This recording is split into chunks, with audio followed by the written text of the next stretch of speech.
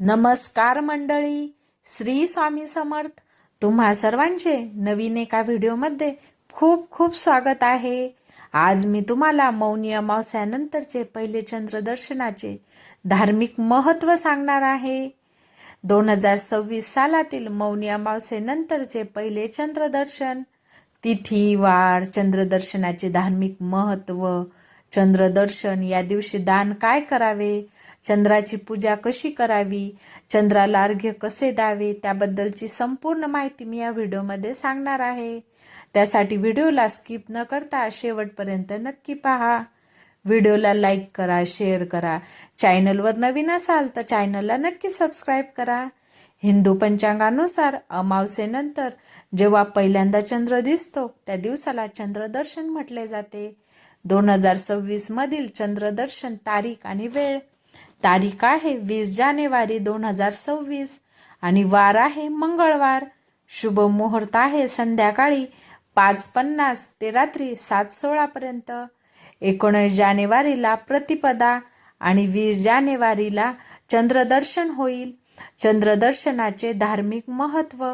नव्याची सुरुवात. अमावस्येच्या काळोखानंतर चंद्राचे पहिले दर्शन हे अंधाराकडून प्रकाशाकडे जाण्याचे प्रतीक मानले जाते. मानसिक शांती. चंद्र हा मनाचा कारक आहे. त्याचे दर्शन घेतल्याने मानसिक तणाव कमी होतो आणि शांती मिळते. शीतलता आणि उत्तम आरोग्य लाभते अशी श्रद्धा आहे. सौभाग्यवृद्धी. विवाहित स्त्रियांसाठी हे दर्शन पतीच्या दीर्घायुष्यासाठी आणि कुटुंबाच्या सुख समृद्धीसाठी अत्यंत शुभ मानले जाते. असे मानले जाते की या दिवशी चंद्राचे दर्शन घेतल्याने नशिबाची साथ मिळते आणि जीवनातील नकारात्मकता दूर होते. करवा चौथ सारख्या व्रतामध्ये चंद्रोदयाची वाट पाहिली जाते आणि चंद्र दिसल्यावरच उपवास सोडला जातो. पूजा विधी आणि उपाय.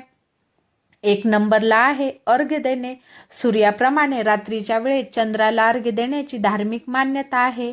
चंद्रदर्शनाच्या दिवशी संध्याकाळी सूर्यास्तानंतर जेव्हा चंद्र आकाशात दिसतो तेव्हा त्याला तांब्याने पाणी आणि थोडे दूध, पांढरे फूल, अक्षदा, साखर मिसळून अर्घ्य द्यावे. 2 नंबरला चंद्राला पांढरी फुले, अक्षदा, साखर अर्पण करणे अत्यंत शुभ मानले जाते. 3 नंबरला मंत्र जप. अर्घ्य देताना ओम सोम सोमाय नमः या मंत्राचा जप करावा. 4 नंबरला काही जण या दिवशी उपवास करतात आणि चंद्रोदयानंतर पूजा करून उपवास सोडतात. 5 नंबरला दर्शन. वाटीत तूप घेऊन त्यात चंद्राचे प्रतिबिंब पाहावे आणि नंतर ते तूप गरिबाला दान करावे. यामुळे चंद्रदोष दूर होतो.